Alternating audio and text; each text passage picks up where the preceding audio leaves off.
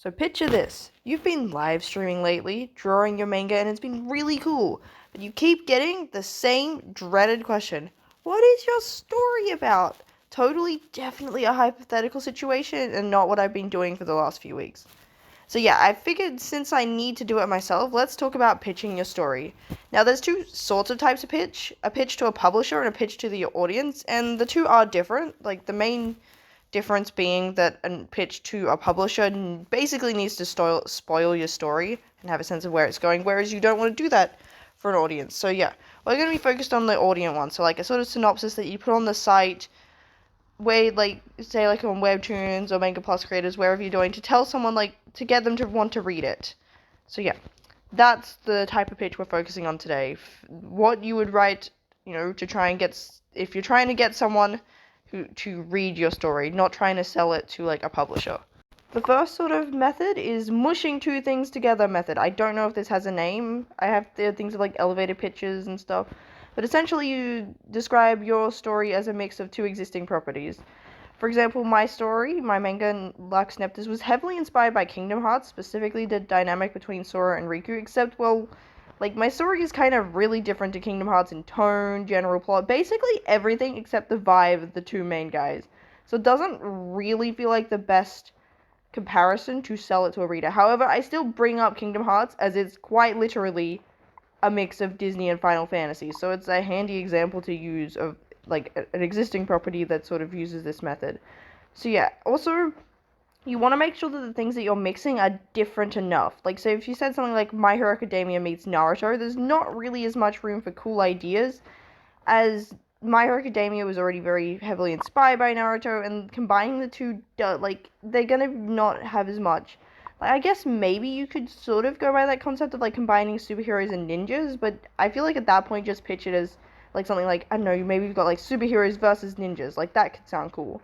But yeah, you instead want something that combines like two things that are very different. So like Death Note means Oran High School Host Club. Like that sparks intrigue. Like maybe you're taking like the mysterious dark gothic vibes of Death Note and making it some sort of like macabre dark romantic comedy sort of thing with like an ensemble cast. Like there's more space for someone who hears this like pitch to go, "Oh, okay, what could this be about?" I feel like something that does this is like K-pop Demon Hunters' name is literally sort of this mushing. You're like, huh, how would something pan out if you combine those two concepts? So yeah, you don't want to be combining things that are too similar, because then there's not really as much to think about. Another example of like something that wouldn't work is like if you said like Twilight meets Dracula. It's like, okay, that tells me there's vampires. That's about it. And yeah, I also recommend using well-known stories for your pitch. I'm talking very, very mainstream. Because I did a pitch a while back as part of like a Patreon workshop. And mine was Black Butler meets Yu-Gi-Oh! And like DD Mark had never heard of Black Butler. So it weakened the pitch as I had to like explain what Black Butler was in the first place. And yeah, if I'd pick something like a bit more mainstream, like, because Black Butler's still pretty mainstream. I wouldn't say it's that obscure, but keeping in mind DD Mark's more of an action dude, so I should have probably taken that into account, that he's not necessarily the kind of person that I would expect to know about Black Butler.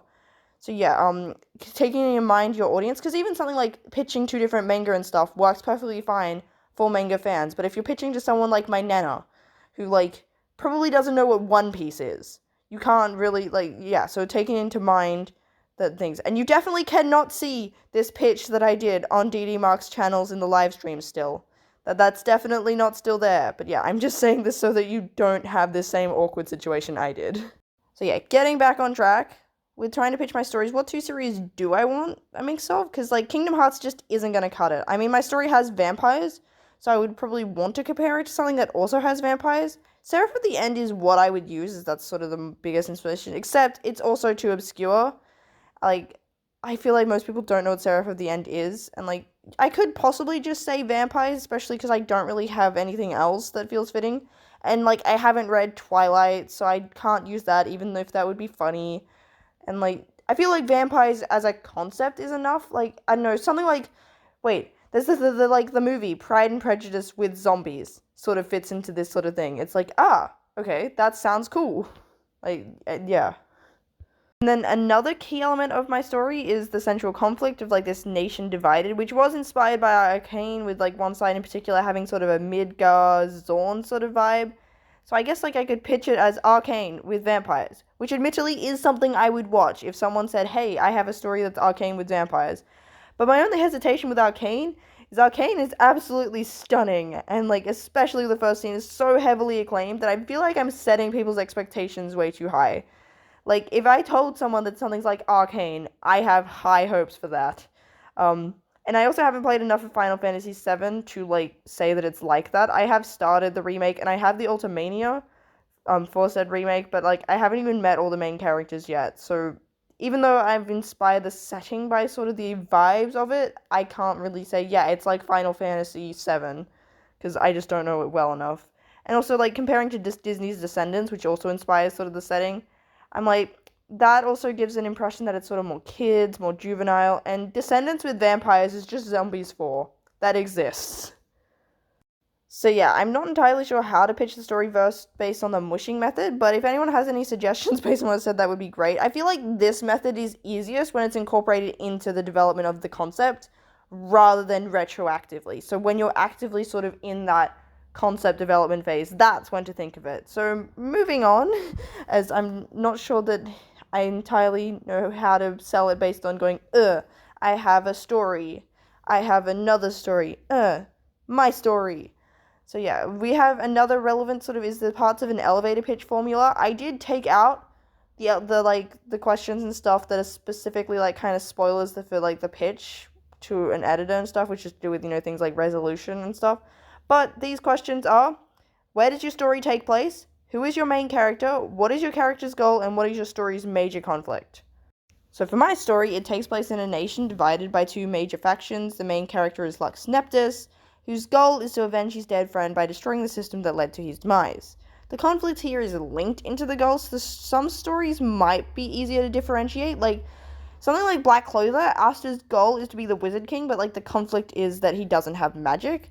But, like, basically think of the conflict as the butt to your goal. Like, what is stopping your protagonist from just succeeding immediately? And I had Has-Been Hotel music playing while scripting for this, so I'm going to use this as an example. So Has-Been Hotel takes place in Hell. I know it's shocking. And Charlie, the Princess of Hell, her goal is to rehabilitate sinners to avoid the souls being slaughtered by heaven.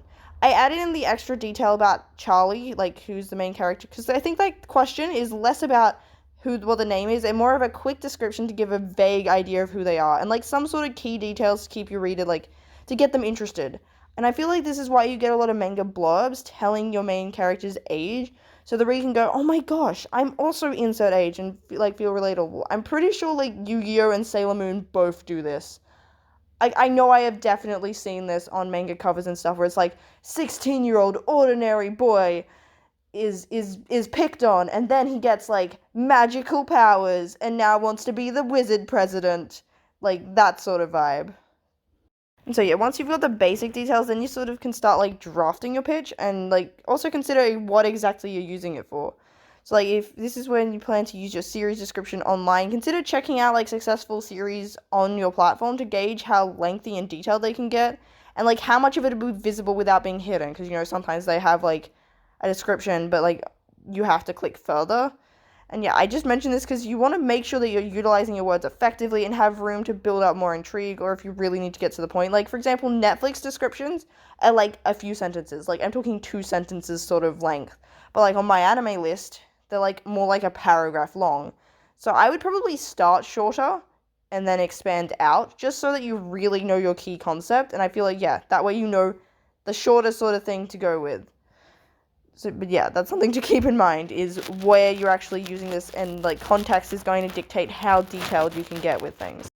So it's time for me to actually create the pitch that inspired all this. I'm going to be structuring it like a Gachiakuta synopsis on Crunchyroll. It's something I've been watching recently, and it gives me sort of something to jump off of. And for those curious, the Crunchyroll Gachiakuta synopsis is as follows. In a floating city where the rich discard their waste and people, Rudo is framed for murder and thrown into the pit, where a hellscape of mutated trash beasts dwell. To survive, he must wield a new power and join the cleaners.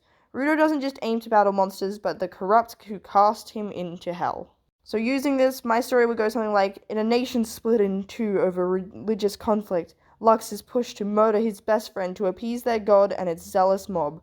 To atone for his sins, he joins the opposing side of the war, set on destroying the society that killed his friends.